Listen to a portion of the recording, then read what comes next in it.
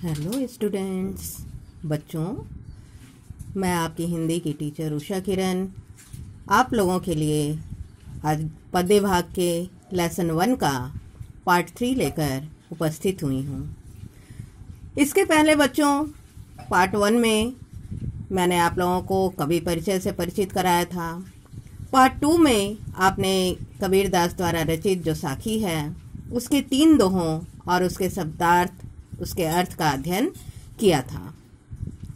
आज के वीडियो में हम लोग अगला जो 2 दोहा है नंबर 4 और 5 उनका हम अध्ययन करेंगे। तो शुरू करते हैं दोहा नंबर 4 से। चौथा दोहा है, पाहन पूजे हरि मिले तो मैं पूजूं पहाड़, ताते ये चा की भली पीस खाए संसार। तो बच्चों अर्थ बताने से पहले मैं आप लोगों को जो कठिन शब्द हैं उसके शब्दार्थ बता देती हूँ। सबसे पहले है पाहन। पाहन का अर्थ होता है पत्थर। पूजे, पूजे का मतलब पूजा करना। हरि, हरि ईश्वर को कहते हैं। पहाड़ यानी पहाड़, पर्वत। ताते तो चाकी, चाकी कहते हैं चक्की को, आटा पीसने की मशीन। भली माने अच्छी या बेहतर। तो जैसा कि मैंने आपको इसके पहले तीसरे दोहे में भी बताया था कि कबीरदास निर्गुण भक्ति धारा के कवि हैं। इनका मानना था कि ईश्वर को प्राप्त करने के लिए मंदिर, मस्जिद या इधर उधर भटकने की आवश्यकता नहीं है, बल्कि ईश्वर को तो सच्चे प्रेम के द्वारा ही प्राप्त किया जा सकता है। उसके लिए सच्चे प्रेम और सच्ची भक्ति का होना आवश्यक है। इसके साथ ही उन्होंने हमारे समाज में, हिंदू समाज में या मुस्लिम समाज में जो भी कुरीतियां व्याप्त थी, जो बाह्य आडंबर व्याप्त हैं पूजा पाठ के नाम पर, इन्होंने उसका बहुत विरोध किया। जैसा कि तीसरे दोहे में आपने पढ़ा था कि उन्होंने मुस्लिम संप्रदाय में जो बाह्य आडंबर व्याप्त है उसकी उन्होंने भर्त्सना की थी।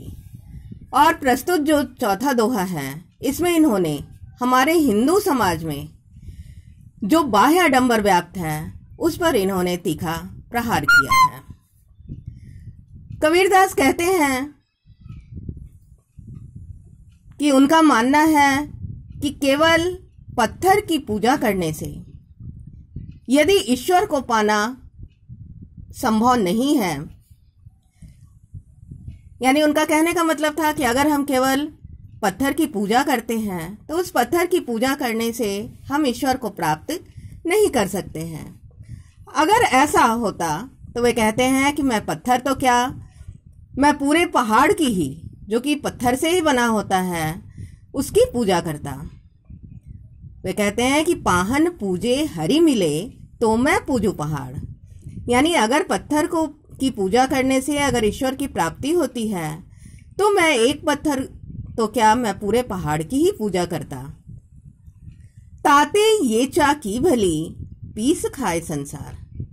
वे कहते हैं कि इस पत्थर की मूर्ति की पूजा करने से तो अच्छा है कि उस पत्थर की बनी हुई चक्की की पूजा की जाए, जिस चक्की का अनाज खाकर हमारा पेट भरता है, क्योंकि चक्की ही वह माध्यम है जो हमारे अनाज को पीसती है और उसके द्वारा पीसे गए अनाज को खाकर हम अपने भूख को मिटाते हैं, अपनी तृप्ति करते हैं।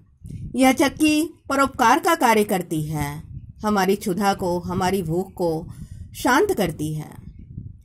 तो इस प्रकार इस दोहे में उन्होंने यह स्पष्ट किया है कि ये जो बाह्य आडंबर है मंदिर में जाने का या ईश्वर की पूजा करने के लिए मूर्ति की पूजा करने का, तो इसका उन्होंने विरोध किया है और कहा है, हमें यह संदेश देना चाहा है कि ईश्वर सर्वव्यापी है, वह सब जगह मौजूद रहता है, इसलिए उसे पूजने के लिए हमें किसी मूर्ति की या मंदिर की आवश्यकता नहीं है। यदि आपको पूजा ही करना है तो आप उस चक्की की पूजा कीजिए जिसके द्वारा पीसे गए अनाज को खाकर पूरा संसार तृप्त होता है, अपनी क्षुधा को, अपनी भूख को शांत करता है। तो इस प्रकार हमने देखा कि इस दोहे में उन्होंने हिंदू समाज में जो बाह्य आडंबर व्याप्त है, मूर्ति पूजा की या मंदिर में जाने की, इसका उन्होंने विरोध किया है। अब अगला जो लास्ट दोहा है आपका 5वां, वह है सात संबंध की मसी करो, लेखनी सब बन राय, सब धरती कागद करो, हरिगुण लिखा न जाए। पहले इसके शब्दार्थ को जानेंगे। संबंध, संबंध का मतलब होता है समुद्र। मसी, मसी स्याही को कहते हैं, इंक। लेखनी माने कलम। वनराय, वनराय कहते हैं वन को या जंगल को। कागज, कागज मीन्स होता है कागज। हरिगुण माने ईश्वर की महिमा। इस दोहे में कबीरदास ने यह बताना चाहा है कि ईश्वर की जो महिमा है, ईश्वर का जो गुण है, वह अपरंपार है। उनकी महिमा का वर्णन नहीं किया जा सकता है। उनकी महिमा इतनी ज़्यादा है कि उसका वर्णन करने के लिए यदि प्रकृति में उपलब्ध सभी चीज़ों का प्रयोग कर लिया जाए तब भी वे साधन कम पड़ जाएंगे, लेकिन भगवान की महिमा खत्म नहीं होगी। वे उनकी महिमा का वर्णन करते हुए कहते हैं कि यदि मैं सात संबंध की मसी करो, लेखन ही सब बन रहा है। वे कहते हैं कि यदि मैं सातों समुद्रों के जल की स्याही बना लूं और लेखन ही सब बन रहा है, यानी जंगल में जितनी भी लकड़ियां हैं उन सभी के मैं कलम बना लूं, सब धरती कागज करो।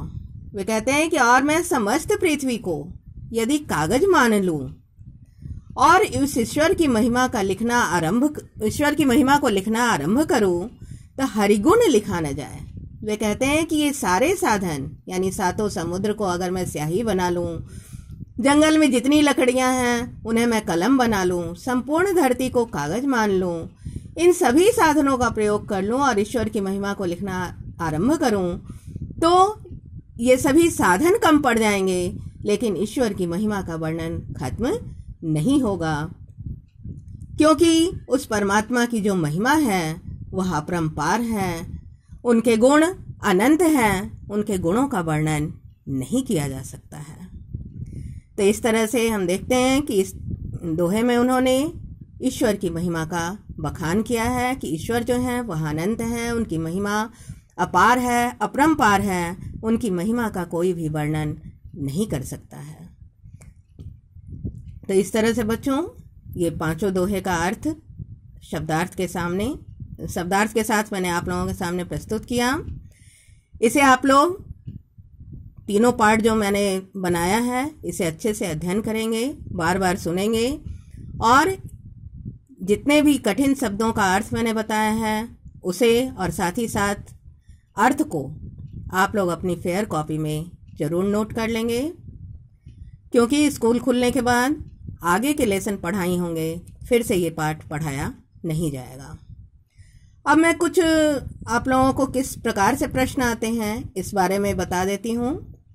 तो बच्चों 9th क्लास से आप लोगों का बोर्ड के हिसाब से ही क्वेश्चन आते हैं। तो इसमें जैसे ये जो पद्य का लेसन है, आपने 5 दोहे पढ़े, तो कोई भी दोहा इसमें लिखा हुआ रहेगा और उस दोहे से संबंधित 4 या 5 प्रश्न उसके नीचे आपको दिए हुए रहेंगे और उसी दोहे को पढ़कर उसके आधार पर आपको उन प्रश्नों के उत्तर देने होंगे। जैसे मैं उदाहरण स्वरूप वर्कबुक से एक प्रश्न आप लोगों को बता रही हूँ कि किस टाइप से आ सकता है।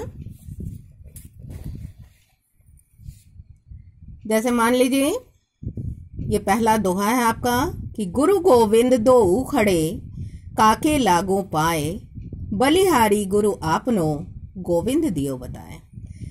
मान लीजिए कि ये दोहा दिया हुआ है और उसके नीचे ये प्रश्न दिया रहेगा। जैसे पहला प्रश्न हो सकता है कि किसके सामने क्या दुविधा है। तो आपने अर्थ में पढ़ा है, तो अर्थ के हिसाब से आप इसका आंसर दे सकते हैं कि संत कबीर के सामने यह दुविधा है कि उनके समक्ष गुरु और ईश्वर दोनों खड़े हैं। तो कवि इस सोच में पड़ जाते हैं कि उन्हें सर्वप्रथम किसके चरण स्पर्श करने चाहिए। कवि के सम्मुख यही दुविधा उत्पन्न हो गई है कि वह पहले गुरु के चरण स्पर्श करें अथवा अपने ईश्वर के। सेकंड क्वेश्चन बन सकता है कि कवि ने क्या निर्णय लिया और क्यों। तो जब कवि के समक्ष गुरु और गोविंद दोनों उपस्थित थे तो उन्होंने सर्वप्रथम गुरु के चरण स्पर्श करने का निर्णय लिया, क्योंकि गुरु के द्वारा दिए गए ज्ञान से ही आज उन्हें ईश्वर की प्राप्ति हुई है। इसमें तीसरा क्वेश्चन बन सकता है कि बलिहारी गुरु आपने पंक्ति का आशय स्पष्ट कीजिए। तो बलिहारी गुरु आपने पंक्ति के द्वारा कवि हमें यह समझाने का प्रयत्न कर रहे हैं कि जिस गुरु के कारण उन्हें ईश्वर की प्राप्ति हुई है वह उस गुरु पर अपना सर्वस्व न्यौछावर कर देने को तैयार हैं, क्योंकि यदि गुरु उन्हें ज्ञान नहीं देते तो आज भी वह ज्ञानतावश भटकते ही रहता और उन्हें ईश्वर की प्राप्ति नहीं हो पाती। अगला क्वेश्चन बन सकता है कि प्रस्तुत साखी का मूल भाव लिखिए, यानी इसमें मूल रूप से किस चीज का वर्णन किया गया है ये भाव देना है। तो प्रस्तुत साखी में संत कबीर ने मानव जीवन में अच्छे गुरु के महत्व पर प्रकाश डाला है। उनका मानना है कि गुरु का स्थान ईश्वर से भी ऊंचा है, क्योंकि उनके द्वारा दिखाए गए मार्ग पर चलकर ही हमें ईश्वर की प्राप्ति हो सकती है और उन्हें भी गुरु के द्वारा दिखाए गए मार्ग पर चलकर ही ईश्वर की प्राप्ति हुई है।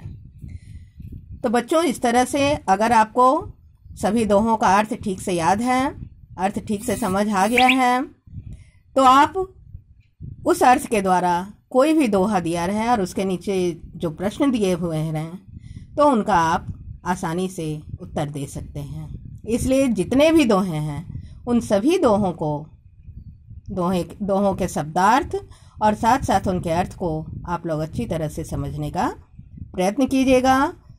और उम्मीद करती हूँ कि अब तक सभी बच्चों ने किताब खरीद लिए होंगे।